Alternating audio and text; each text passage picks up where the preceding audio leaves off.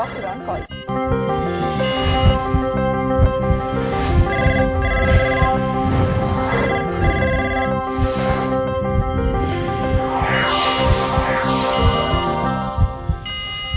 Welcome back to Doctor on Call. ஆரோக்கியம் குறித்தும் மருத்துவம் சார்ந்த உங்களுடைய அத்தனை சந்தேகங்களையும் எங்களுடைய நேர்ல நிகழ்ச்சிக்கு நீங்க தொடர்பு கொண்டு கேட்கலாம். தொடர்பு கொள்ள வேண்டிய எண் 044445969444. Pranic acupuncturist doctor Salahuddin Wahab அவர்கள் வந்திருக்காங்க. ஸோ அக்குபஞ்சர் சம்பந்தமா உங்களுடைய அத்தனை சந்தேகங்களுக்கும் வந்து விடை கிடைக்கும். ஒரு பிரச்சனைக்கும் இந்த ஒரு ட்ரீட்மெண்ட்ல என்ன மாதிரியான ட்ரீட்மெண்ட்ஸ் வந்து அவைலபிளா இருக்கு, என்ன மாதிரியான சிகிச்சை முறைகள்ல வந்து இந்த மாதிரியான விஷயங்கள்லாம் ஃபாலோ பண்ணணும், இப்படி எல்லாருக்குமே வந்து சந்தேகங்கள் இருக்கும். நிச்சயமா அந்த மாதிரியான சந்தேகங்களை எங்களுடைய நிகழ்ச்சிக்கு நீங்க தொடர்பு கொண்டு கேட்கலாம். வணக்கம் டாக்டர். வணக்கம் டாக்டர், ஒரு வாரமும் நம்ம வந்து ஒவ்வொரு பாயிண்ட்ஸ் பத்தி ஒரு புள்ளி பத்தி வந்து நீங்க வந்து சொல்லுவீங்க. ஸோ அந்த வகையில இன்னைக்கு என்ன பாயிண்ட்? ஆக்சுவலி நம்ம சென்ற நிகழ்ச்சிகளில் மெமரி பூஸ்டிங் பாயிண்ட், ஞாபக சக்தியை அதிகரிக்கக்கூடிய புள்ளி அப்படின்னு சொல்லி ஒரு புள்ளியை பற்றி நம்ம சொல்லியிருக்கோம். பட் அந்த புள்ளிக்கு வந்து பல்வேறு பரிமாணங்கள் இருக்கு. இப்போ பொதுவாக மாணவர்கள்கிட்ட நம்ம சொல்லும்போது அவங்களுக்கு வந்து படிக்கிற விஷயங்கள் ஞாபகத்தில் இருக்கணும், எக்ஸாமில் அதை ரீப்ரொடியூஸ் பண்ணணும் அப்படிங்கிறதுக்காக இந்த புள்ளியை நாம் மெமரி பூஸ்டிங் பாயிண்ட் அப்படின்னு சொல்லுவோம். பட் இந்த புள்ளியில் வந்து ஒரு ஸ்ட்ரெஸ் ரிலீவ், ஒரு டிப்ரெஷன், ஆங்ஸைட்டி, இந்த மாதிரி பிரச்சனைகள்ல இருந்து கூட இந்த புள்ளி மூலமாக நம்ம நிவாரணம் பெற முடியும். அது மட்டும் இல்லாமல் இன்சோமினியா, இந்த தூக்கம் இல்லாமல் அவதிப்படுறதுன்றது இப்போ ஆஃப் லைட் ரொம்ப அதிகமாக இருக்கு. காரணம் என்னென்னா, இயல்பான வாழ்க்கையிலிருந்து நாம் கொஞ்சம் விலகி நைட் ஷிஃப்ட், அது இல்லாமல் இயல்பாகவே வந்து இரவில் நம்ம தூங்குறதுக்கு வந்து அதிகமான முக்கியத்துவம்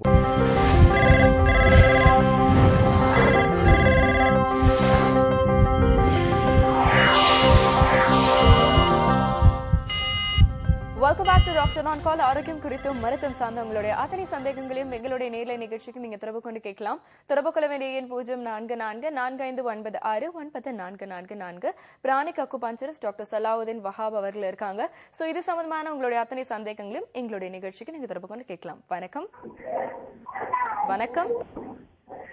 வணக்கம், இணைப்புல இருக்கீங்க, தொடர்ந்து பேசலாம். வணக்கம். சொல்லுங்கம்மா, உங்களுடைய கேள்வி என்ன? டாக்டர் இருக்காங்க சார், உங்களுடைய கேள்வியை நீங்க தொடர்ந்து கேட்கலாம். ஹலோ, இணைப்புல இருக்கீங்க, நீங்க பேசலாம். வணக்கம், சொல்லுங்க. எங்க குழந்தை 18 வயசு ஆயிடுச்சு. அது குழந்தை பிறவிலேருந்து ஒரு கிட்னி வளர்ச்சி அடையாம இருந்துச்சு. அது வளர்ந்துரும் சொல்லி மாத்திரை மருந்து கொடுத்து சொல்லிட்டே வந்தாங்க. இப்ப ஒன்னும் ஆக முடியாது, செய்ய முடியாதுன்னு சொல்லி இப்ப டயாலிசிஸ் செய்யக்கூடிய நிலைமையில் இருக்கோம். டயாலிசிஸ் செஞ்சுக்கிட்டு இருக்கோம். சரி, இப்போ வந்து அக்குபஞ்சர் மூலியமா நிப்பாட்ட முடியும், சரி பண்ண முடியும்னு சொல்றாங்க. அந்த மாதிரி செய்ய முடியுங்களா? அதாவது அக்குபஞ்சர் சிகிச்சை வந்து நீங்க எந்த நிலையிலையும் கொடுக்கலாம்.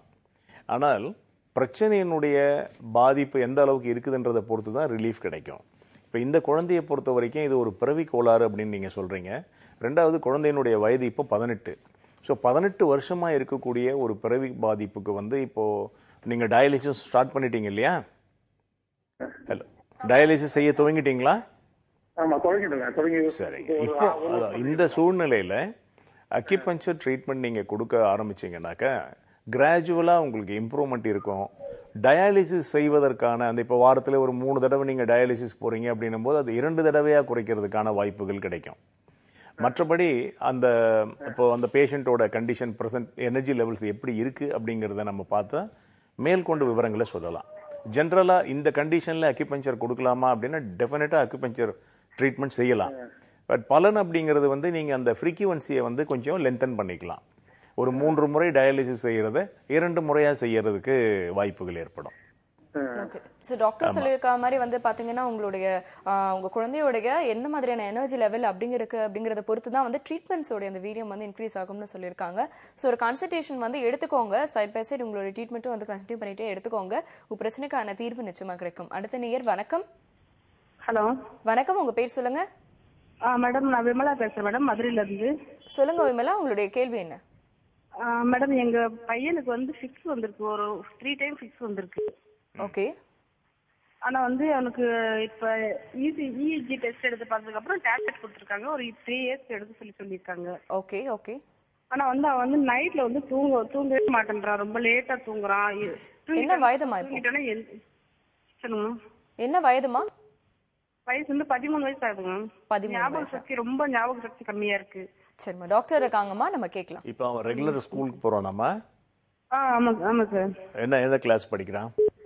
இப்போ 7th போயிட்டு இருக்காங்க சார். வலிப்பு வந்து பிறந்ததுல இருந்து வராம இருந்து இப்பதான் வந்திருக்கா இல்ல அடிக்கடி வருமா?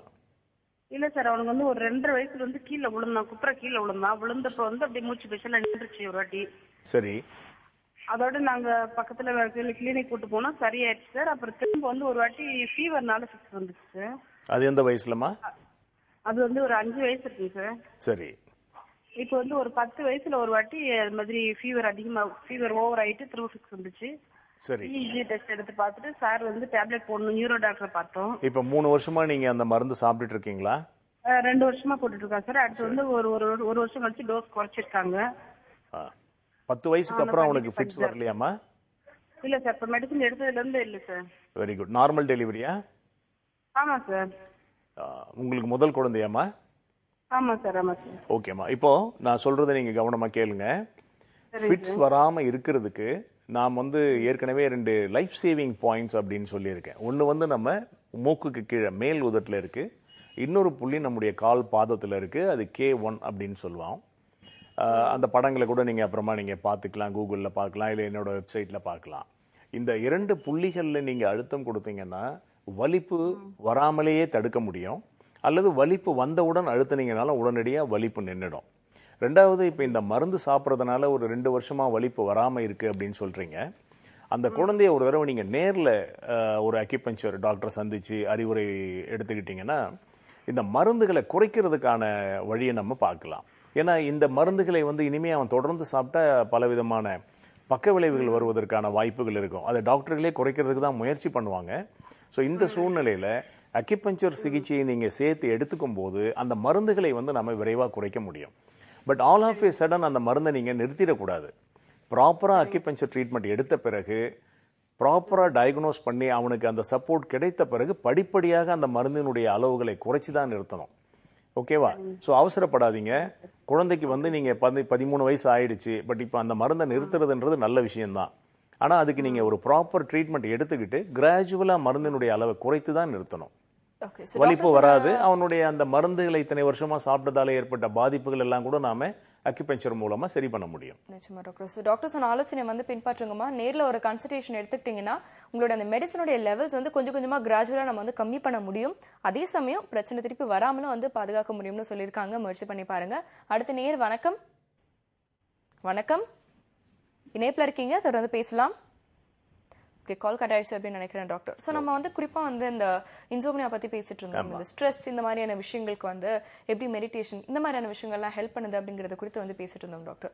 பட் இன்னைக்கு நிறைய பேர் வந்து இப்போ ஒரு எக்ஸசைஸ் வந்து பண்ணுங்க அப்படின்னா சொல்லக்கூடிய விஷயம் என்னன்னா, காலையில எழுந்து அவசர அவசரமா நான் வந்து பிரேக்ஃபாஸ்ட் சாப்பிட்டு ஆஃபீஸ் போறதுக்கே சரியா இருக்கு, இதுல நான் எங்க எக்ஸசைஸ் பண்ணுவேன் அப்படிங்கிற ஒரு முக்கியமான ஒரு விஷயம் வந்து பிராக்டிகலா நிறைய பேர் முன்வைக்கிறாங்க. ஸோ இவங்களுக்கு நீங்க சொல்லக்கூடிய ஒரு தீர்வு என்ன? இவங்களுக்கு தீர்வே கிடையாது. ஏன்னா லைஃப் ஸ்டைல் சேஞ்சஸ் நம்ம பண்ணிக்க மறுத்தோம் அப்படின்னா நம்முடைய உடல் ஆரோக்கியத்தை நிச்சயமா நாம அடையவே முடியாது. சரி, இப்போ ஆரோக்கியமா இருக்கணும் அப்படின்னு விரும்பாத ஒரு மனிதனை கூட நம்ம பார்க்க முடியாது. இப்போ நம்ம ஆரோக்கியமா இருக்கணும்னா என்னென்னலாம் செய்யணும்னு நமக்கு தெரியும். தெரியாதவங்க கூட யாரும் இல்லை. ஆனா நீங்க சொன்னது போல அதை நான் செய்ய தயாரா இல்லை, எனக்கு ஆரோக்கியம் மட்டும் வேணும் அப்படின்னா not at all possible. So நாம் என்ன சொல்றோம் அப்படின்னா, ரொம்ப கடுமையான உடற்பயிற்சியெல்லாம் தேவையில்லை. மினிமம் 15 to 30 minutes ஒரு வாக்கிங், ஒரு 10 நிமிடங்கள் வந்து மூச்சு பயிற்சி. இது இப்போ வந்து பார்த்தீங்கன்னா நிறைய ஸ்பிரிச்சுவல் ஸ்கூல்ஸ் இருக்கு பரவலா. அதில் நீங்கள் வந்து ஒரு சின்ன ஒரு மெடிடேஷன் இதை ஃபாலோ பண்ணிட்டு உணவு முறையை நெறிப்படுத்திக்கிட்டீங்கனாலே நீங்கள் டாக்டர்கிட்ட போக வேண்டிய அவசியமே இருக்காது. பிகாஸ் இப்போ நீங்கள் சொன்னது போன்ற அந்த மனநிலை இருக்கிறதுனால தான் நான் ஏற்கனவே கூட சொல்லியிருக்கேன், இன்னும் ஒரு 10 வருஷத்துல ஒரு நர்சரி ஸ்கூல்ல கூட ஒரு டயாலிசிஸ் சென்டர் தேவைப்படும் அப்படின்னு மருத்துவ ஆராய்ச்சியாளர்கள் சொல்றாங்க.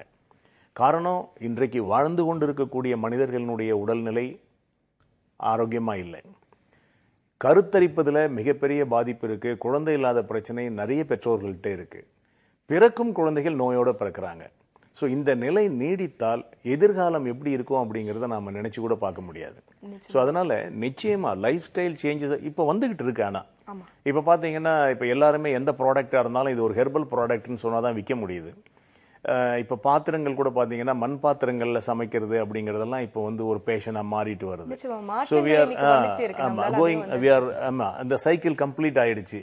மீண்டும் நாம இயற்கையோடு நெருங்க துவங்கி இருக்கிறோம். இது ஒரு நல்ல மாற்றம். இதை வந்து பெரிய அளவில் எல்லாரும் புரிஞ்சுக்கணும். ஆரோக்கியத்திற்கு அடிப்படையான வாழ்க்கை முறையை வந்து மேற்கொள்ளணும். நிச்சயமா டாக்டர், நீங்க சொன்ன இந்த மாற்றங்கள் வந்து நடந்துட்டு இருக்கு. அதை வந்து தொடர்ச்சியா வந்து நடத்திட்டே இருக்கணும் அப்படிங்கறத டாக்டர் சொல்லக்கூடிய விஷயம். நிச்சயமா நேயர்கள் எல்லாருமே வந்து முயற்சி பண்ணி பார்க்கணும். உங்களுடைய தெளிவான பதில்களுக்கு மிக்க நன்றி டாக்டர். இதே மாதிரியான உங்களுடைய அத்தனை சந்தேகங்களும் எங்களுடைய நிகழ்ச்சிக்கு தினமும் நீங்க வந்து தொடர்பு கொண்டு கேட்கலாம். இது டாக்டர் ஆன் கால்.